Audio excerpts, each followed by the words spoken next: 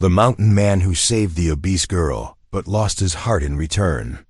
A hardened trapper rides into a dusty town at sundown and sees a drunken father selling off his own daughter. Mocked, humiliated, called worthless because of her. Sighs, but when the mountain man slams down a silver dollar, the crowd falls silent. He didn't know that one moment of decency would change his life forever. Up in the snow-choked mountains, the girl proves she's not weak at all. She can cook, mend, fight, even lead. And as the cabin glows with lamplight, the man feels something stirring he thought was buried with his dead wife. But danger rides hard. The railroad wants their land. Men with guns wait in the shadows. And the girl holds a secret claim that could save them all or destroy everything. Now the mountain man must choose, guard his heart, or risk it all for the woman everyone else cast aside. Will he fight for her, or lose the only chance he has left at love? This channel isn't just about stories. It's about remembering what still holds value, empathy, truth, and the courage to care. The muddy street glistened under the dim glow of oil lamps as Owen Hawley rode into the frontier town. His horses' hooves made wet sucking sounds with each step, matching the dreary mood of the evening. The mountain man's weathered face tightened as he heard raucous laughter spilling from the saloon. He'd hoped to make quick work of getting supplies, but the commotion drew his attention. "Step right up, gents. Best deal you'll find." A slurred voice carried through the cold air. "My girl here's worth her weight in gold. And there's plenty of her to go round." More cruel laughter followed. Owen dismounted, his boots hitting the mud with a splash. Through the saloon's grimy windows, he saw a crowd gathered around a table where a red-faced man swayed on his feet. Beside him stood a young woman, her face burning with shame as she stared at the floor. She was a big girl, heavyset in her plain dress, but it was the quiet dignity in her bearing that caught Owen's eye. "2 bits. Who'll give me 2 bits for her?" The drunk man grabbed the girl's arm roughly. "Come on, Bella, give the boys a smile." Owen's jaw clenched as he pushed through the saloon doors. The smell of whiskey and unwashed bodies hit him like a wall. He recognized the drunk as Tom Mayfield, a notorious gambler who'd lost more than money could count. The girl, Bella, was his daughter, and Owen's stomach turned at the sight of a father selling his own flesh and blood. "Ain't worth more than a nickel," someone shouted, triggering another wave of cruel laughter. Owen reached into his pocket and pulled out a silver dollar. The coin hit the wooden table with a sharp ring that cut through the noise. "That'll do," he said quietly, his voice carrying authority that made the room go still. Mayfield blinked at the coin, then broke into a yellow-toothed grin. "Sold! To the mountain man." He snatched up the dollar and staggered toward the bar. Already forgotten about his daughter, the crowd's jeers followed them as Owen guided Bella outside with a gentle hand on her elbow. She moved stiffly, like someone expecting a blow, but Owen kept his touch light and respectful. He led her to the boarding house down the street, where a kindly widow named Mrs. Peterson kept clean rooms and a warm kitchen. "Sit," Owen said softly.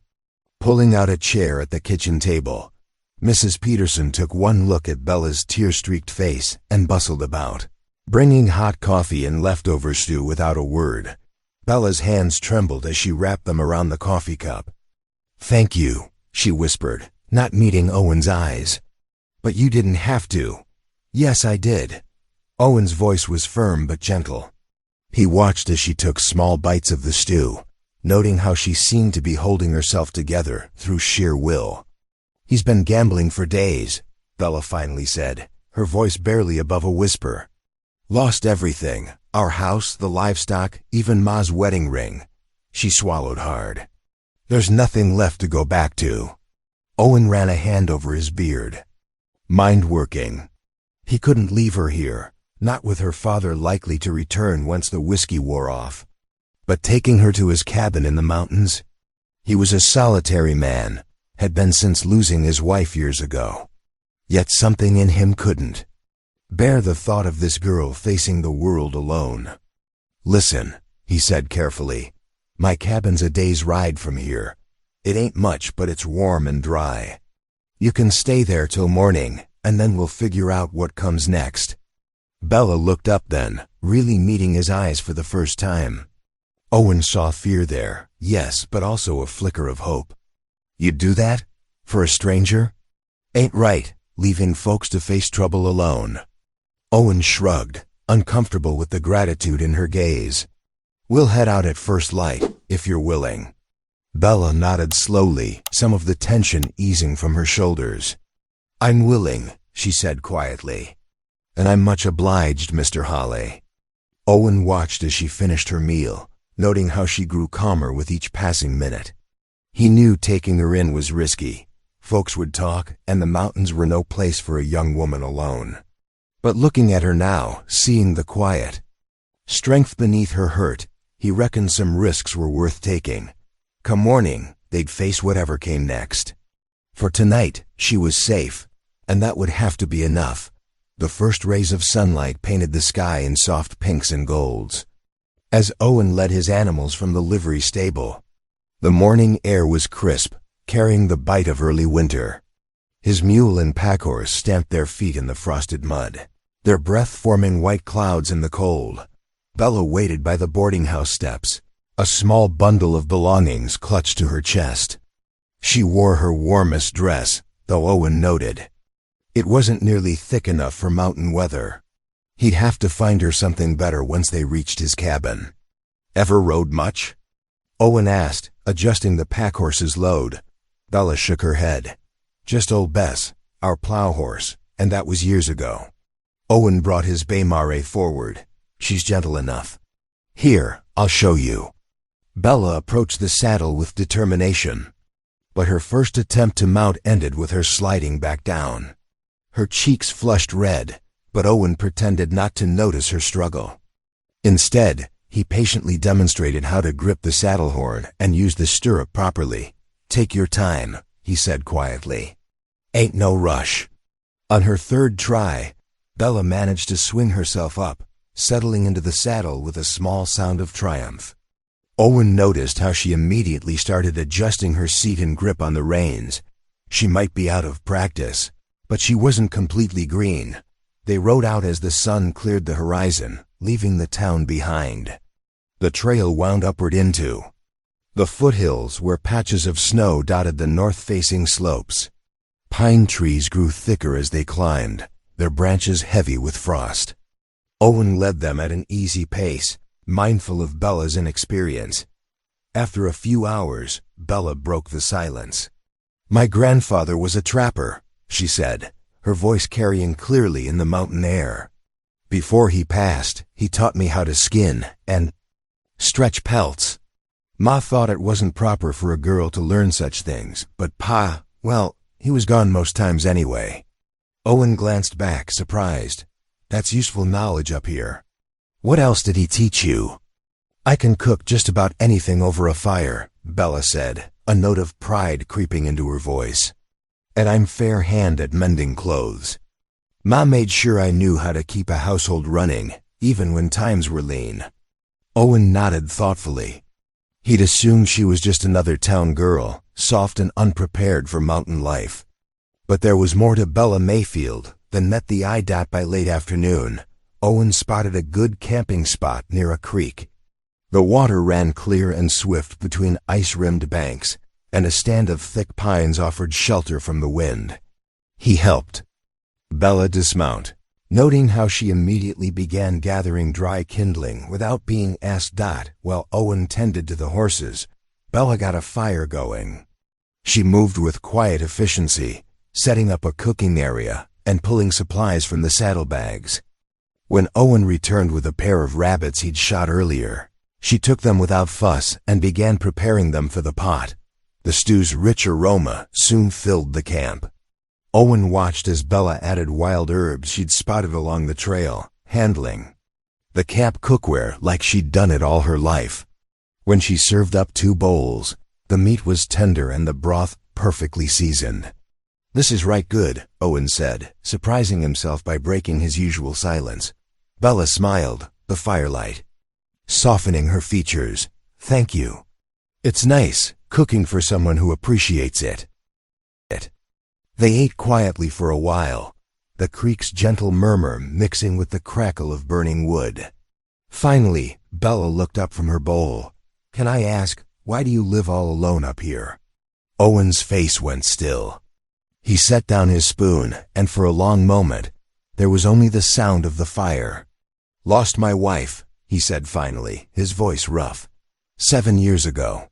He stood abruptly, moving away to check on the horses, clearly ending any further discussion. Later, as the fire burned low and they prepared for sleep on opposite sides of the camp, Owen heard Bella's soft voice carrying on the night air. She was praying, her words simple but heartfelt. "Thank you, Lord, for sending Mr. Hawley when I needed help. Most," she whispered. "Thank you for a man who saw something in me worth saving, when others only saw my faults. Please help me prove worthy of his kindness." Owen lay still, her words stirring something deep inside him, something he thought had died with his wife. He listened as Bella's breathing eventually settled into the rhythm of sleep, while he remained awake, watching the stars wheel overhead through the pine branches.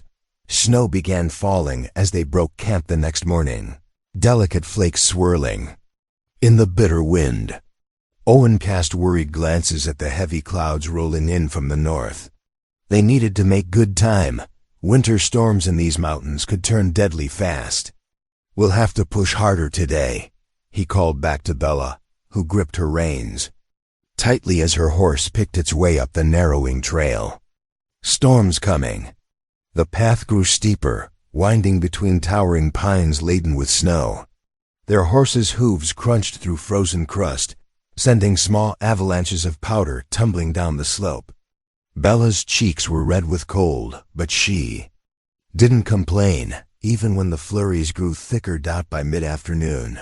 Owen's cabin finally came into view through the curtain of white. It was a rough-hewn structure, built of thick logs and chinked with mud. The roof showed patches where he'd repaired it with strips of bark, and the small window was covered with oiled paper rather than glass. It wasn't much to look at, but after hours in the intensifying storm, it promised blessed shelter. Owen helped Bella dismount, her legs stiff from the long ride.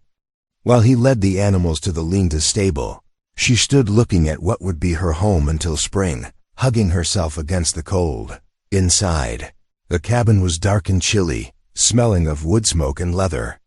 A layer of dust covered everything: the plank table, the crude shelves, the stone hearth. Owen lit a lamp, its weak light revealing a space that clearly hadn't known a woman's touch in years. But Bella didn't hesitate. She found a broom in the corner and began sweeping, starting in the furthest corner and working her way toward the door. Owen brought in their supplies, watching from the corner of his eye as she moved about the cabin with purpose. "Kindlings in that box by the hearth," he said gruffly, nodding toward her rough-made chest. "Wood piles round back if we need more." Bella nodded, already kneeling by the cold fireplace. Her hands moved surely, arranging the kindling in small logs just so. Soon, a cheerful blaze crackled in the hearth, pushing back the chill. She filled a pot with water from the barrel by the door and hung it over the fire, then began sorting through their food supplies. Owen busied himself with settling the horses and bringing in more firewood, but he found his eyes drawn to the cabin's single window more and more often. Each time he looked, some small change had taken place. The dust was gone. Their supplies were neatly arranged on the shelves. A pot of beans simmered on the hearth, filling the air with a homey smell he hadn't experienced in far too long. When he finally came in for good, stamping snow from his boots, Bella had set 2 tin plates on the table. Steam rose from bowls of beans seasoned with salt pork and dried herbs. A couple of biscuits left from their journey sat warming by the fire. They ate in comfortable silence, broken only by the pop of burning wood and the howl of wind outside. When the meal was done, Bella cleared the dishes, then settled on a stool by the fire. From her bundle, she pulled out a small sewing kit. "That shirt you're wearing," she said, nodding toward his sleeve. "I noticed it's torn at the elbow. I could mend it for you, if you'd like." Owen looked down, surprised. He'd grown. So used to the tear he'd forgotten it was there. "You don't have to. I'd like to," she said simply. "It's the least I can do since—" She trailed off, then squared her shoulders. "Truth is, Mr. Hawley, I've got nowhere else to go. Pa's been lost to drink these past 3 years since May died. Her people are either dead or scattered to the winds. I know I'm imposing something fierce, but you can stay till spring thaw." Owen cut in, his voice gruff but not unkind. "Trail's too dangerous now anyway. You're no burden." Even as he said it, uncertainty crept into his tone. Having another person in his space, depending on him, it had been so long. Bella just nodded, thread already between her teeth as she began repairing his shirt. The lamp cast a warm glow over her face as she worked, her expression peaceful. The scene struck something deep in Owen's chest. How many evenings had Sarah sat just so, mending by lamplight? He moved to bank the fire for the night, trying to shake off the memories. But as he straightened up, he couldn't help noticing how different the cabin felt. The air itself seemed warmer, softer somehow. Spaces that had been empty for 7 years were filling up again, not with Sarah's ghost, but with something new. Something alive. He wasn't sure how he felt about that dot. The snow fell steadily for days, piling up against the cabin walls and turning the world outside into a blank white canvas. Inside, the small space settled into an unexpected rhythm of shared tasks and quiet companionship. Bella rose early each morning, stoking the fire before Owen even stirred from his bedroll near the hearth. The scent of coffee would fill the cabin, followed by the earthy smell of bread dough rising in the warmth. She'd found an old sack of flour in the root cellar, and though it wasn't much, she made it stretch. Adding dried berries she discovered in Owen's stores. Owen's hunting hound Blue, an aging creature with graying muzzle, had taken to following Bella everywhere. The old dog, usually standoffish with strangers, now lay at her feet while she worked, thumping his tail whenever she spoke to him. She snuck him bits of dried meat and massaged his arthritic joints in the evenings, earning his devoted loyalty. "Never seen that old boy take to anyone like that," Owen remarked one morning, watching as Bella wrapped Blue's paw in a scrap of cloth where he'd cut it on ice. "He's been sullen as a bear since Sarah passed." Bella just smiled, scratching behind Blue's ears. "Dogs know a soft touch when they see one, I reckon. Don't you, boy?"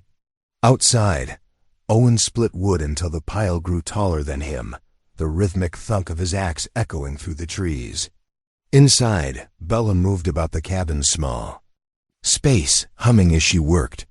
Her voice grew stronger as the days passed, and soon she was singing quietly old hymns her mother had taught her. One afternoon, Owen paused in his work, axe halfway raised, as her clear voice drifted through the door, singing Amazing Grace.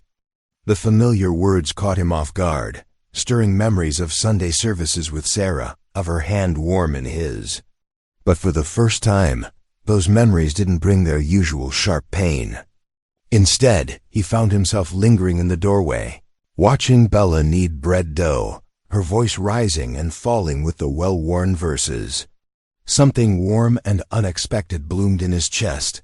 When the snow lightened enough to venture out, Owen decided it was time to teach Bella some basic survival skills.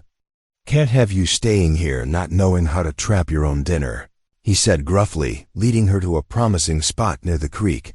Bella proved an attentive student, her fingers quick to learn the intricate knots needed for snares. "My grandfather showed me a bit about trapping," she explained, "though we never had much luck. He always said I had the patience for it, though." Owen nodded approvingly at her work. "Patience is half the battle. Now see here how the rabbit tracks." He took a step forward to point out the signs in the snow.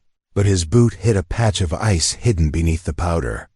His feet went out from under him, and for a moment he was falling. Then strong hands grabbed his arm, steadying him. Bella had moved surprisingly quick, her grip firm as she helped him regain his footing. They stood close together, her hands still on his arm, their breath making clouds in the cold air. "Much obliged," Owen said softly, suddenly very aware of how solid and warm she felt beside him. He'd forgotten how it felt to have someone watching out for him.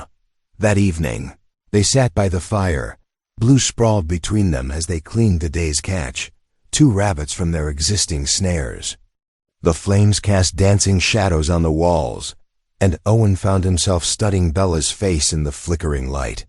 She'd lost some of that haunted look she'd worn in town, replaced by a quiet confidence that suited her.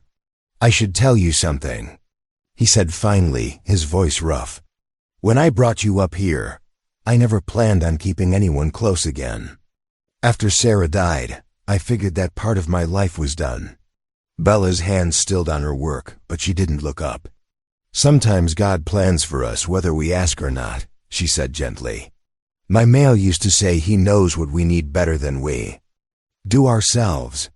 Owen let out a long breath, watching her steady movements as she worked. The firelight caught the copper highlights in her hair, the determined set of her jaw, the gentle way she handled even this mundane task. He realized with sudden clarity that he was no longer simply tolerating her presence. He was drawn to her quiet strength, her kind heart, the way she'd brought life back into his empty cabin. The thought should have frightened him, sent him retreating behind the walls he'd built after Sarah's death. Instead, he felt something like hope stirring in his chest, fragile as a bird's wing, but undeniably real. The snow finally eased enough for travel after 2 weeks of being snowbound. Owen announced they needed supplies, and Bella's heart squeezed at the thought of returning to town. Still, they couldn't live on dried beans forever. The ride down from the mountains took most of the morning. Bella noticed Owen kept checking on her, making sure she managed the steeper parts of the trail. Her riding had improved, but her stomach still knotted as the town's buildings came into view. Main Street looked different in daylight, muddy and plain, rather than the nightmare place of that terrible night. But as they tied their horses at the hitching post, the whispers started. Bella heard them clearly enough. "That's the one Halle bought for $1, a woman muttered behind her hand. "Lord, but she's a big one," came another voice. "Poor man's got himself quite a burden." Bella straightened her spine, remembering her mother's words, "Your worth ain't measured by other folks' opinions, child." She smoothed her skirts and walked beside Owen toward the general store, her head high despite the burning in her cheeks. Inside the store, the familiar smell of coffee beans and leather goods wrapped around her. Owen headed to the counter with his list while Bella examined the dry goods. Through the window, she noticed a group of boys, none older than 12, circling an elderly Cherokee woman who was trying to load supplies into her wagon. "Hey, squaw, where's your blanket?" One boy taunted, while another kicked dirt toward her boots. Without thinking, Bella marched outside. "You boys ought to be ashamed," she declared, her voice carrying across the street. "Is this how your mamas raised you? Tormenting an elder?" The boys froze, unused to being confronted so directly. "But she's just one started. She's a grandmother doing her marketing, same as anyone's grandmother," Bella cut in firmly. "Now scatter, before I tell Reverend Matthews how you're behaving." The boys fled, shooting guilty looks over their shoulders. The Cherokee woman nodded to Bella, dignity in every line of her weathered face. "Watto," she said softly. "Thank you," before climbing onto her wagon. Several older townspeople had witnessed the exchange. Bella noticed Mrs. Peterson, the banker's wife, watching thoughtfully from the millinery shop. Even crusty old Mr. Harrison had paused in his sweeping to observe. Owen emerged from the store just then, arms full of supplies. "Everything all right?" he asked, noting the dispersing crowd. Just fine, Bella assured him, helping to load their purchases onto the pack horse. They were nearly finished when a well-dressed man approached, his boots spotless despite the muddy street. "Mr. Hale," he called out, "a moment of your time?" Owen turned, his expression guarded. "Who's asking?" "Gerald Whitaker, Western Pacific Railroad." The man produced a leather folio. "I have some documents here regarding your property claim in the high country." Bella watched Owen's shoulders tense. "What about it?" Whitaker extracted several official-looking papers. "According to our surveys, that parcel falls within railroad right-of-way. The company's claim predates any settler holdings." "That's my home," Owen said quietly, but Bella heard the dangerous edge in his voice. "The railroad is prepared to offer compensation, of course." Whitaker held out the documents. "You'll want to review these. We'll require vacant possession by spring." Owen snatched the papers, his knuckles white. Bella felt the blood drain from her face as memories suddenly surfaced. Her mother at the land office in Carson City, filing paperwork while a young Bella played with a rag doll nearby. Insurance, her mother had called it, so you'll always have something of your own, child. The ride back to the cabin was tense and silent. Only when they were inside, with coffee brewing on the stove, did Bella find her courage.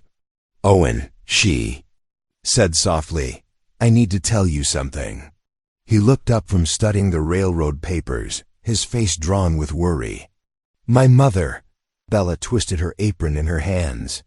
"Before she died, she filed land claims. In my name. In several places in the territory, including the high country." She swallowed hard. "I never thought much about it. We moved around so much after she passed. But if the railroad's claiming this land..." Owen stared at her, comprehension dawning. Slowly, "Are you saying, the cabin, this whole mountain, it might be mine, legally?" Bella's voice shook. "I'm so sorry I didn't say anything sooner. I truly forgot about it until today." Owen sat heavily in his chair, the railroad papers forgotten in his lap. The silence stretched between them, broken only by the pop of burning wood in the stove and Blue's soft snoring by the hearth. Finally, Owen spoke, his voice rough with emotion. "All this time, I've been living on your land?" The storm that had eased for their supply run returned with a vengeance, bringing fresh snow that piled against the cabin walls. Inside, Owen hunched over the railroad papers, the lamplight casting deep shadows across his furrowed brow. His finger traced each line of small print as he read, occasionally muttering under his breath about hired lawyers twisting words into knots. Bella stood at the iron stove, stirring a pot of beans and watching him with growing concern. The papers had consumed his attention since their return, and his mood darkened with each reading. What if the railroad men come asking about my claim? She finally voiced her fear. They're not known for being gentle with folks who stand in their way. Owen looked up, his expression softening as he met her worried gaze. "We'll guard what's rightfully yours," he said firmly. "Your mother had the wisdom to secure this land. Seems to me that's worth protecting." "We?" Bella's voice caught on the word. "This is your home now as much as mine." Owen folded the papers carefully. "Maybe more so, legally speaking. And I reckon if we're going to defend it, you ought to know how to handle a firearm." The next morning, despite the falling snow, Owen led Bella to a sheltered spot behind the cabin. He pulled his single-action Colt revolver from its holster, checking it was loaded before turning to her. "First rule, always treat every gun as if it's loaded," he instructed, demonstrating proper grip. "Keep your finger off the trigger until you're ready to shoot." Bella nodded, trying to memorize every detail. When Owen handed her the revolver, she was surprised by its weight. The metal felt cold and foreign in her hands. "Stand sideways to your target," Owen positioned her gently. Feet shoulder-width apart for balance. His hands were warm on her shoulders as he adjusted her stance. "Now, line up your sights on that tin can." Bella squinted at the can Owen had placed on a fence post 20 paces away. Her arms trembled slightly as she raised the gun. "Breathe steady," Owen's voice came soft near her ear. "Squeeze the trigger slow and smooth, don't jerk it." The first shot went wide, making Bella jump despite expecting the noise. The second and third missed too, but Owen's patience never wavered. "Keep trying," he encouraged. "You're getting closer." On her sixth attempt, the tin can flew off the fence post with a satisfying ping. Bella lowered the gun, beaming with pride as Owen smiled his approval. "Well done," he said, showing her how to check the cylinder and reload. "We'll practice more when weather permits." A body never knows when such skills might come in handy. That evening, as snow whispered against the windows, they sat before the hearth with cups of coffee. Blue, Owen's old hound, dozed between them, occasionally twitching in his dreams. "Mama always said a woman needs her own place in the world," Bella spoke softly, watching the flames dance. "She filed those land claims after Papa lost our first home to gambling debts. Said she wouldn't let her daughter end up with nothing." Nothing. Owen studied her face in the firelight. She was a wise woman. She believed God provides, even when we can't see how. Bella's fingers traced the rim of her cup. "I never imagined he'd lead me here, to the very land she claimed." "Seems more than chance," Owen admitted. He'd been pondering this since learning of Bella's claim, how circumstances had brought them together, how her presence had transformed his solitary existence into something warmer, more purposeful. The fire crackled, sending sparks up the chimney. As silence settled between them, it was a comfortable quiet, the kind shared by those who no longer need many words to understand each other. "Whatever the railroad tries," Owen finally said, "we'll face it together." His voice carried the weight of a vow. This land's worth fighting for, not just the timber and streams, but what it represents. A home, a fresh start. Bella's eyes glistened in the firelight. "Together," she echoed softly.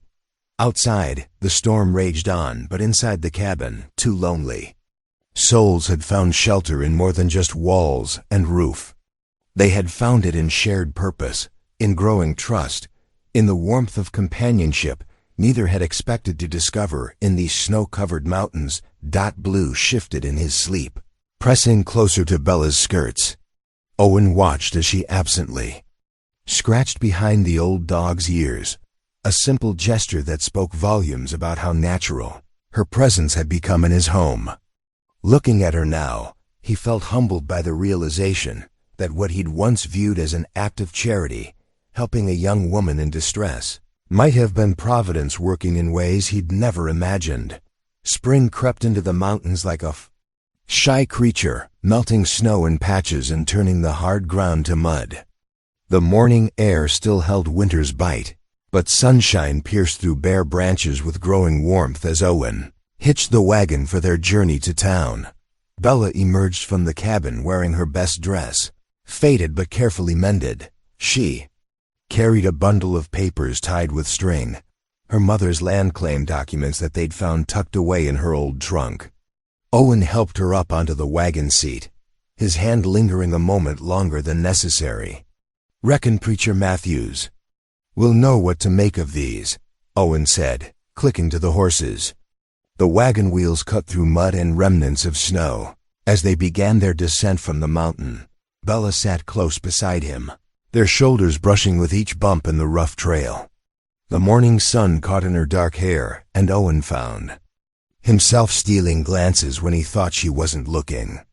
Her presence beside him felt right in a way he couldn't quite explain. "Mama always said to trust in the Lord's timing." Bella spoke softly, her fingers worrying at the string around the papers. "Maybe that's why these documents stayed hidden until now." Owen nodded, touched by her faith. The trail widened as they approached town, the familiar buildings coming into view. Few people were about this early, though smoke rose from chimneys and a dog barked somewhere in the distance. They found Preacher Matthews in his small study behind the church. morning light streaming through dusty windows. The elderly man adjusted his spectacles as he examined the papers Bella spread before him, his weathered fingers tracing each line carefully. "Yes," he said finally, looking up with kind eyes. "I remember your mother filing these claims. Must have been, 7 or 8 years ago now. She was determined to secure something for your future." Bella's hands trembled slightly. "Then the land is legally mine?" "According to these documents, yes. Your mother filed everything properly." The preacher gathered the papers, helping Bella retie them. "The railroad may have their fancy lawyers, but they can't simply dismiss a legal claim. You have rights here, child." Owen felt his chest swell with pride at how Bella carried herself, straight-backed and dignified, despite the tears shining in her eyes.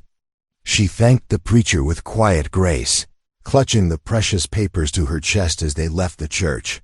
The wagon ride home felt lighter somehow, hope rising with the spring breeze. Owen's heart thundered in his chest as he watched Bella's profile against the brightening sky. Words he'd been holding back pressed against his lips, about love, about building a life together, about making their shared cabin a true home. "Bella," he started, his voice rough with emotion. "I've been thinking." But his courage failed as she turned those gentle eyes toward him. The moment stretched, filled with unspoken feelings, until Owen cleared his throat and looked away. "Thinking. We might need more firewood before the next rain comes," he finished lamely. A smile tugged at Bella's lips, but she said nothing, letting the comfortable silence settle between them once more. The horses plodded steadily uphill, carrying them back to their mountain sanctuary. That evening, savory smells filled the cabin as Bella stirred a pot of rabbit stew. Owen sat at the rough-hewn table, watching her move about the kitchen with easy familiarity. Blue lay at her feet, nose twitching appreciatively at the cooking aromas. "You seemed to have something on your mind earlier," Bella said lightly, ladling stew into bowls. "When we were riding home. Before you got so worried about firewood." Her eyes sparkled with gentle teasing. Owen ducked his head, a bashful smile softening his weathered features. He looked younger somehow, almost boyish in the warm lamplight. "Reckon I did at that," he admitted. Bella set his bowl before him, her hand brushing his shoulder as she passed. The touch sent warmth spreading through his chest. She settled across from him, smoothing her skirts as she sat. "Well," she said, breaking a piece of cornbread, "whenever you're ready to share those thoughts, I'll be here to listen." Owen's smile deepened as he watched her. The lamplight cast a gentle glow around them, turning the humble cabin into something magical. Blue thumped his tail against the floor, and somewhere outside an owl called softly into the gathering dusk. Laughter came easier now, filling the spaces that had once held only silence. As they shared their simple meal, Owen realized with startling clarity that this was what he'd been missing all these years. Not just a woman's presence, but this particular woman, with her quiet strength and generous heart. For the first time since losing his wife, the cabin felt truly like a home again. More than that, it felt like family. The spring morning dawned crisp and clear as Owen and Bella rode out to check the fence lines. Winter's harsh weather had likely damaged several sections, and they needed repairs before considering any cattle. Owen's bay horse picked its way carefully along the ridge while Bella followed on the sturdy paint mare he'd bought her in town. "Looks like we'll need fresh posts there." Owen pointed to a sagging stretch of wire. The comfortable silence between them was broken only by creaking leather and the soft nickering of horses. Suddenly, two riders burst from the tree line. Their horses' hooves thundered against the earth as they charged forward, bandanas hiding their faces. Owen's hand flew to his rifle, but before he could raise it, the first rider slammed into him, knocking him from his saddle. "Owen!" Bella screamed, as the men descended on him with brutal efficiency. Boots struck ribs, fists connected with flesh. Owen fought back, landing solid blows. But he was outnumbered. Bella's hands trembled as she drew Owen's old Colt revolver from her saddlebag. The weapon felt heavy, just as it had during their practice sessions. She aimed high and squeezed the trigger. The shot cracked across the mountain, startling birds into flight. "Next one won't be a warning." Her voice carried stronger than she felt. She fired again, the bullet splintering bark near the attackers' heads. The hired thugs hesitated, exchanging glances. When Bella's third shot kicked up dirt at their feet, they scrambled back to their horses and fled, leaving Owen motionless. In the blood-speckled snow, fear gave Bella strength she didn't know she possessed. She managed to drag Owen's unconscious form onto his horse, securing him with rope before leading both mounts carefully back to the cabin. Every pained groan from Owen tore at her heart. Inside, she cleaned his wounds by lamplight. Ugly bruises blooming across his ribs, a deep cut above his eye, his breathing shallow and labored. Through the night, she bathed his fevered brow with cool cloths, praying harder than she ever had before. Days crawled by. Owen drifted in and out of consciousness, sometimes calling out in delirium. Bella barely slept, tending him faithfully, her own doubts growing darker with each passing hour. What if he never recovered? How could she protect their land alone? On the fourth morning, as Bella dozed in the chair beside Owen's bed, boots scraped on the porch. She grabbed the revolver. Before opening the door to find a well-dressed man waiting, his expensive coat marking him as an outsider. "Miss Mayfield?" He removed his hat with practiced courtesy. "I represent the railroad's interests. May I come in?" Bella hesitated, then stepped aside, keeping the revolver visible. "I've come with a proposition." The agent's smile didn't reach. His eyes, "My cousin, Theodore Hampton, owns considerable property back east. He's taken quite an interest in your situation." Bella's throat tightened as the man continued. "He offers marriage, a genuine proposal. With his resources, no one would contest your claim to this land. You'd want for nothing." The agent paused meaningfully. "Certainly more security than a wounded mountain man can provide." The words struck deep, touching Bella's hidden fears. She glanced toward the bedroom where Owen lay pale and still. Did he truly care for her, or was she just another burden he'd taken on out of pity? "I'll need time to consider," she managed, her voice barely steady. "Of course." The agent placed his card on the table. "But don't wait too long. Even the strongest woman shouldn't face these mountains alone." After he left, Bella sank into a chair, the agent's words echoing in her mind. The cabin suddenly felt smaller, its walls pressing in. Through the window, she could see the vast wilderness stretching endlessly, beautiful but harsh. Could she really stand against such forces by herself? She moved to Owen's bedside, studying his battered face in the fading light. He'd risked everything to protect her, but maybe that was just his nature, helping those in need. The doubt crept deeper, whispering that she was foolish to think he could see past her size, past her father's shame. A wealthy husband. Guaranteed security. No more fights or fear.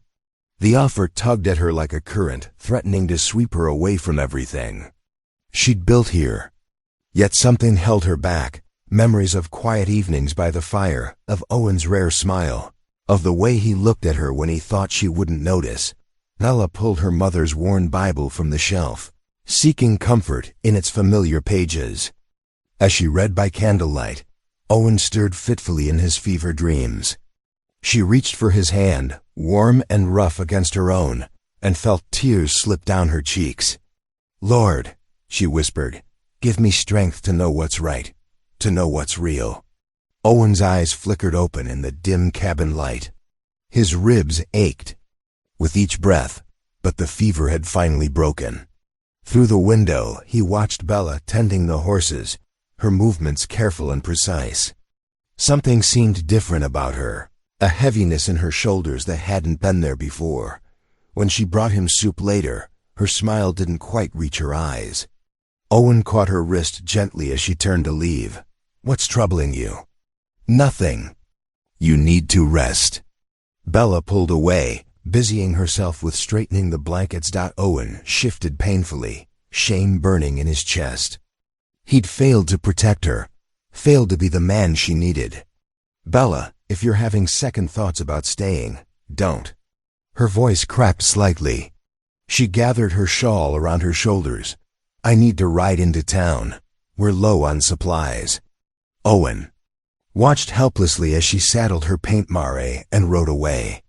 He'd seen the railroad agent's card on the table, heard fragments of conversation through his fever dreams. The thought of Bella accepting some wealthy Easterner's proposal twisted his gut worse than any beating. But maybe she deserved better than a broken-down mountain man who couldn't even defend his own land.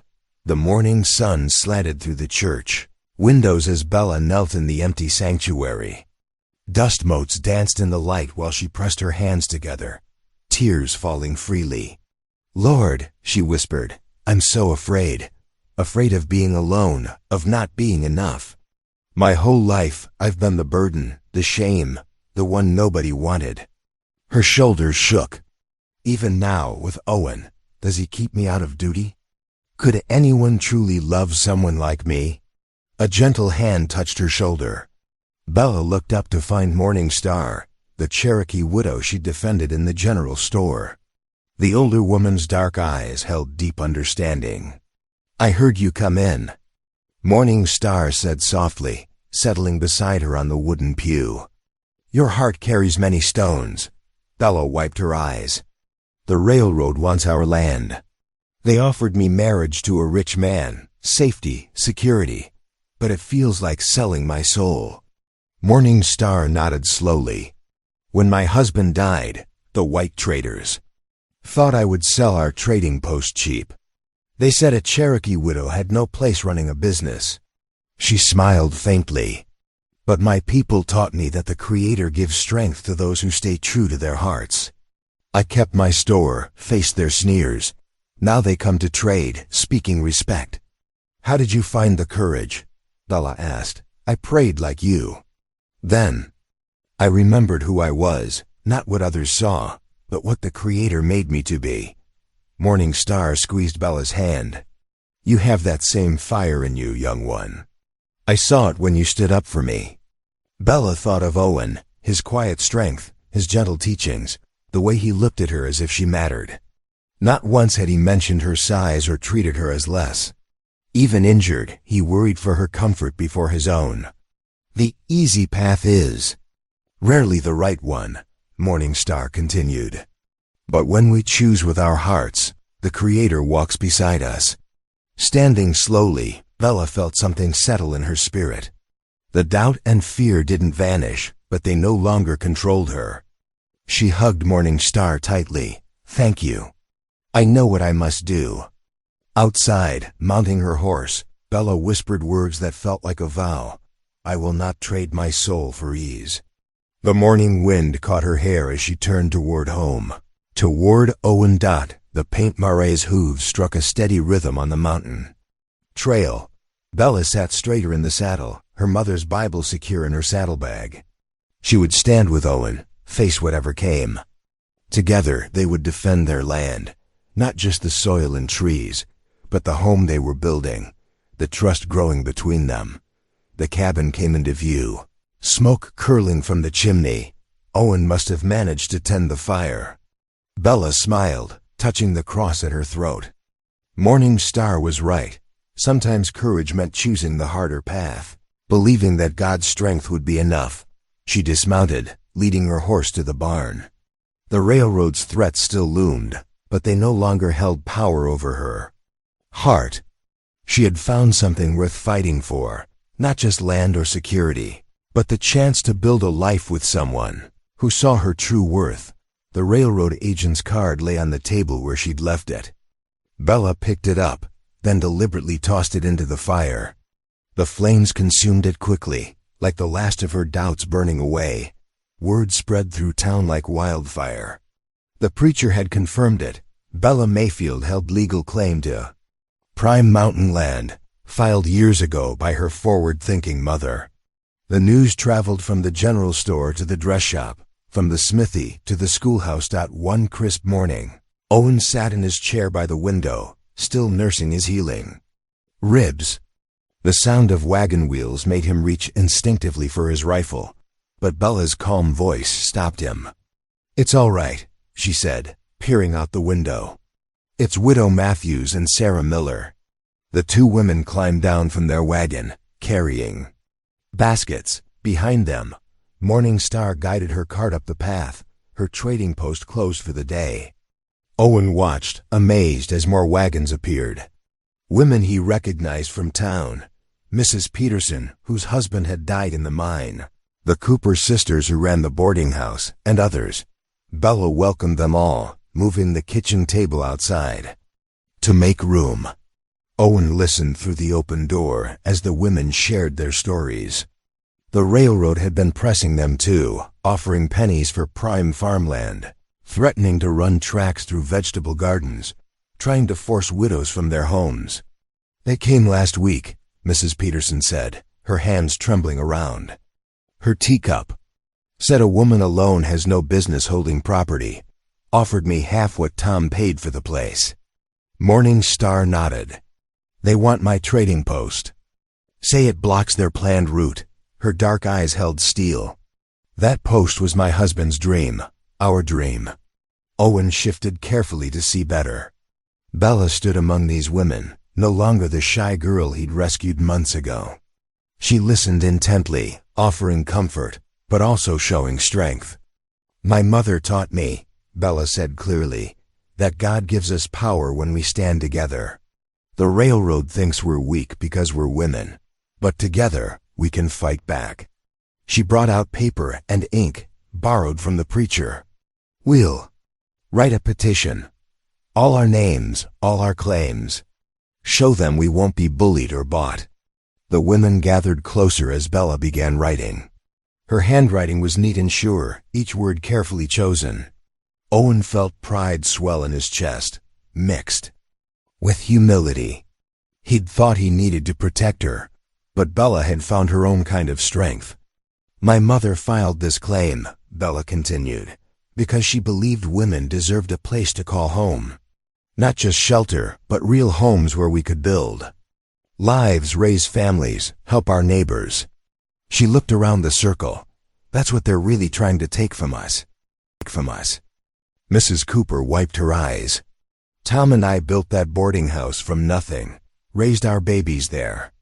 I won't let them tear it down for their tracks." One by one, the women signed the petition. Even those who couldn't write made their marks, witnessed by the others.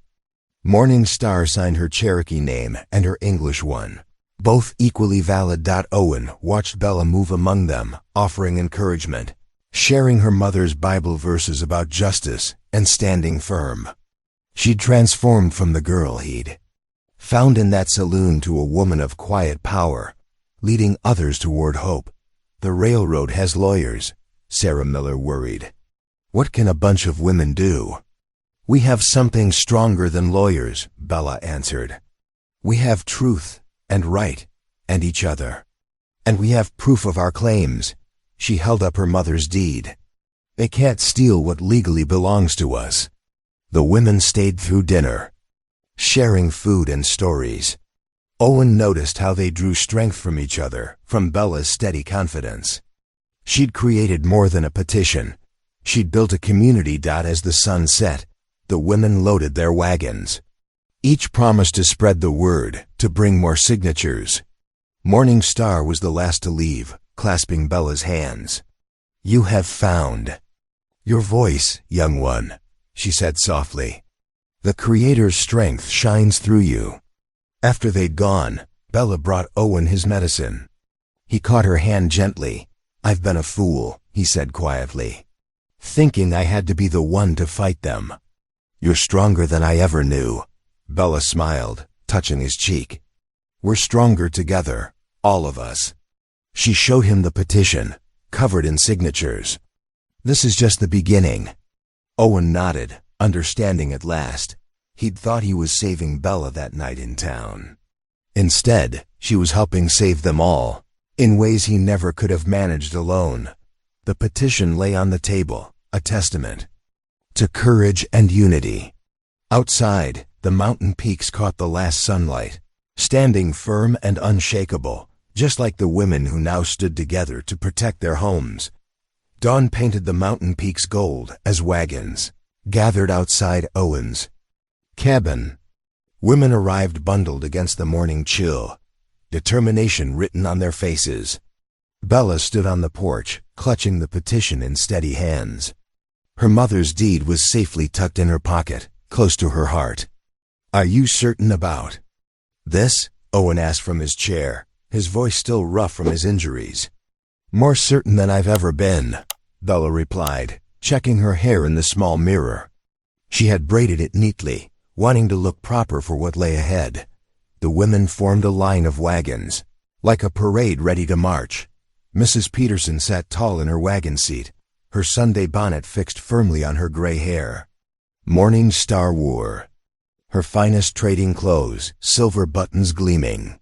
The Cooper sisters had closed their boarding house for the morning, and Sarah Miller had left her washing undone. "Let's go," Bella called out, climbing into the lead wagon.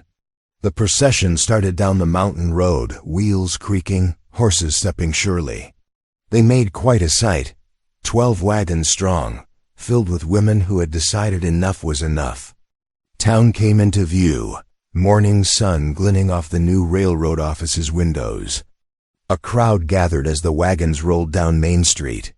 Men stopped their work to stare. Children pointed. The saloon emptied as the gamblers came out to watch. Railroad men lounged on the land office porch, cigars clamped between their teeth. They sneered as the women began climbing down from their wagons. "Well, look here," one called out. "The ladies' sewing circles come to town."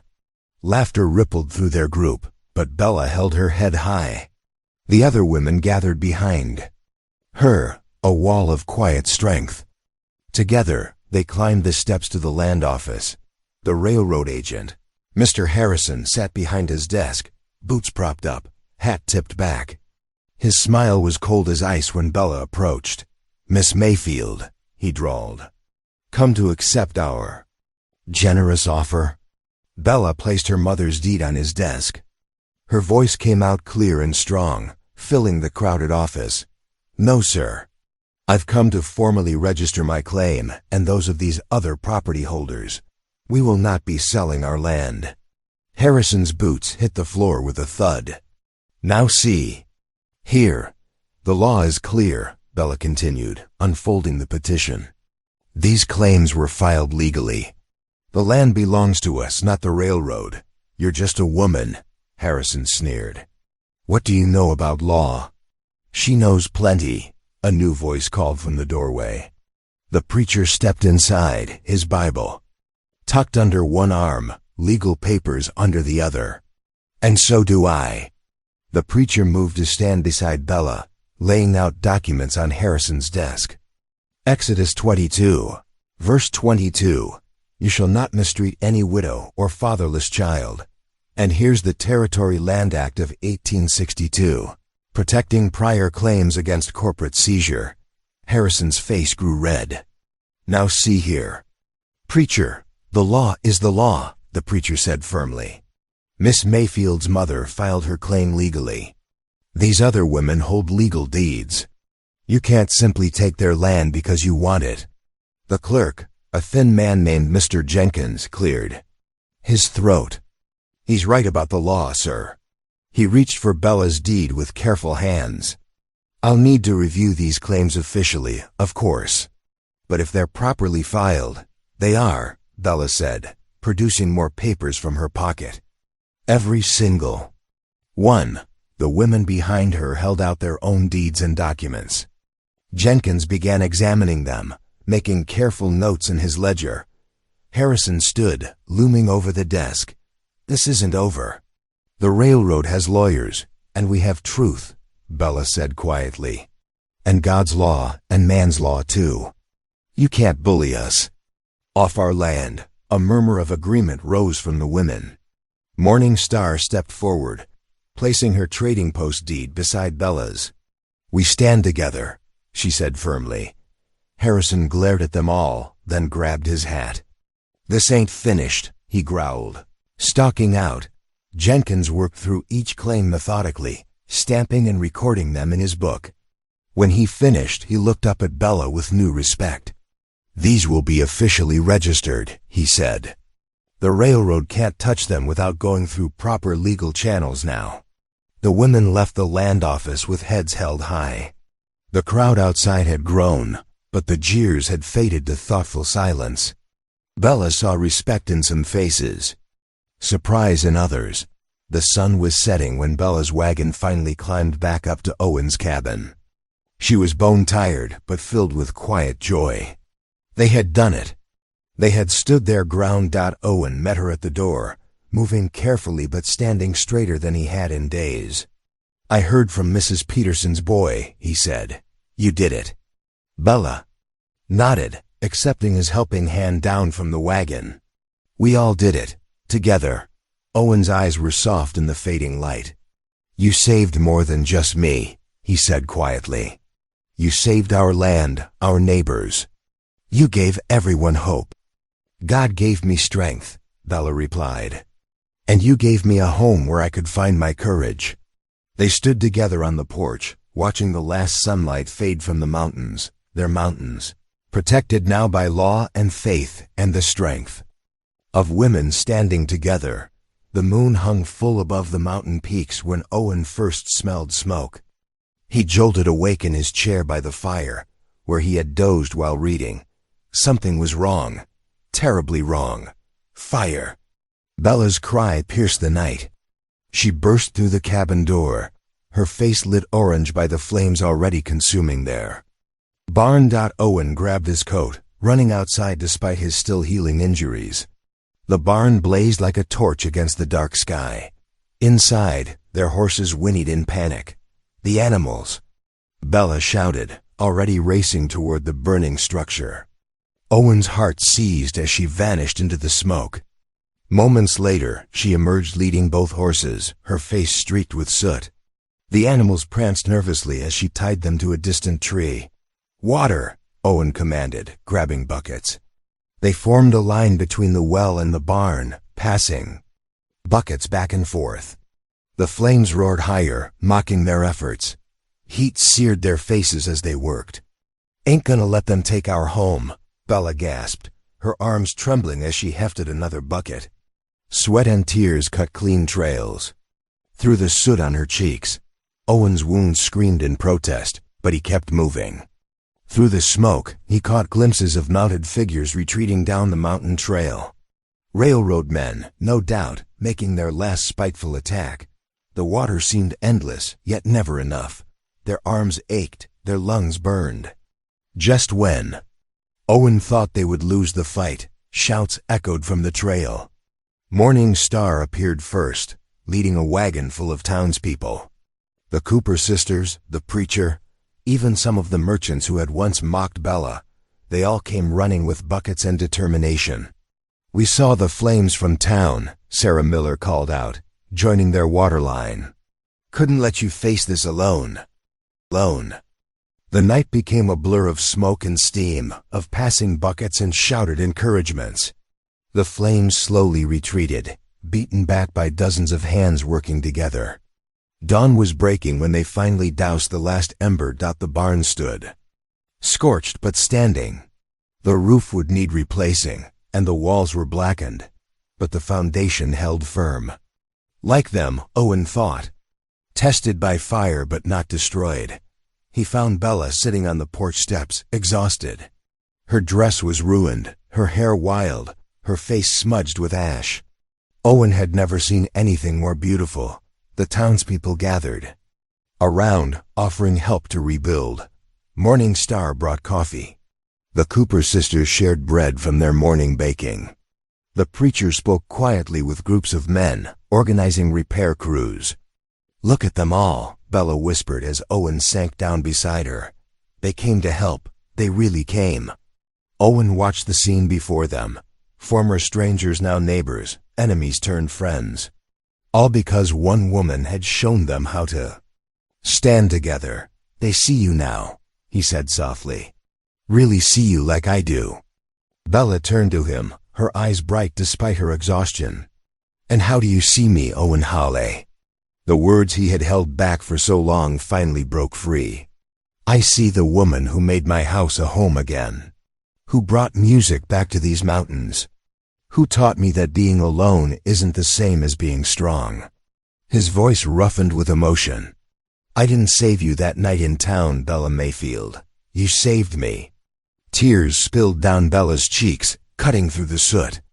"I prayed for so long for someone to want me," she whispered. "Not just to need me or to use me, but to truly want me as I am." "I do want you," Owen said. "I love you, Bella. Every brave, beautiful inch of you." "I love you too," she breathed, and the words seemed to light up the morning brighter than any flame. "I think I've loved you since you first showed me kindness when no one else would." Owen reached out, gently wiping a tear from her cheek.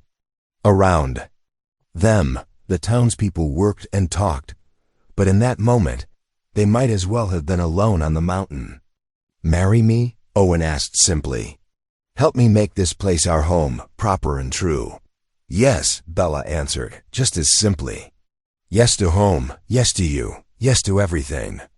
The morning sun broke fully over the mountains then, turning the lingering smoke to gold. It caught in Bella's hair like a halo as Owen leaned in to kiss her, tender and sweet, sealing their promise with all the love that had grown between them through the long winter. And into this fierce spring morning, the courthouse buzzed with tension as Owen and Bella entered. His limp was still visible, a reminder of the violence they had endured. Bella squeezed his hand, drawing strength from his presence as they made their way to the front bench. The railroad agent, dressed in an expensive suit, presented his documents with a smug smile. "These claims clearly show the railroad's right to this territory," he declared, spreading papers across the judge's desk. But Bella stood tall, her voice steady as she produced her mother's weathered documents. "Your Honor, these are the original land claims filed by my mother 15 years ago." The preacher stepped forward, confirming the authenticity of the papers. One by one, townspeople rose to testify about Bella's character and her mother's legitimate claim. The judge studied both sets of documents carefully, his expression grave. The room held its breath. Finally he looked up, eyes sharp with certainty. "The evidence is clear," he announced. "These lands legally belong to Miss Mayfield. The railroad's claims are dismissed." Joy erupted through the courthouse. Women hugged. Men shook hands, and relief washed over the crowd. The railroad agent's face twisted with rage as he stormed toward the door. His plans thwarted. Owen turned to Bella, his eyes shining with pride and love. Their fingers intertwined, a silent celebration of their shared victory. Spring painted the mountain valley in soft greens and wild blossoms. The morning air carried the sweet scent of wildflowers as townspeople made their way to the small white church, nestled against the pines. Inside, sunlight streamed through plain glass windows, casting warm patterns across worn wooden pews. Owen Hawley stood at the altar, his usual buckskins replaced by a clean black suit. His weathered hands fidgeted with unfamiliar cuffs as he watched. The church door. When it opened, his heart nearly stopped. Bella Mayfield appeared in the doorway, radiant in a simple cream-colored gown sewn by the women of the town. Her dark hair was crowned with mountain laurel, and her eyes shone with joy as she took Owen's arm. Together, they walked down the short aisle while the Cherokee widow's clear voice lifted in a gentle hymn that spoke of God's faithfulness through trials. The preacher's words echoed in the hushed room as Owen and Bella exchanged their vows. Owen's voice, usually so gruff, turned tender as he promised to cherish and protect. Bella's reply rang with quiet certainty, her smile bright as morning sun on fresh snow. After the ceremony, the celebration moved to their cabin. Tables groaned with food brought by neighbors, fresh bread, roasted venison, pies of every kind. Children darted between the adults' legs, playing tag in the new spring grass. The same townsfolk who had once jeered now raised glasses in toast to the bride and groom. As the sun began its slow descent behind the mountains, painting the sky in golden rose, Owen drew Bella aside. They stood together on the cabin porch, watching their guests laugh and share stories. Owen's arm circled Bella's waist, and he leaned close to whisper, "You are the true beauty of my life." Bella's eyes welled with happy tears as she looked up at her husband. She was no longer the mocked girl from that cold night in town. She stood tall as a cherished wife and respected landowner. And Owen, his face soft with love, bore little resemblance to the lonely mountain man who had once sworn to live alone. His heart beat strong and sure, renewed by the power of love and faith. Around them, their community celebrated not just a wedding, but the triumph of courage, kindness, and hope over darkness and doubt. That if today's story echoed in your heart, I hope you'll stick around. Subscribe, and I'll be here again tomorrow with another story that speaks softly but stays deeply.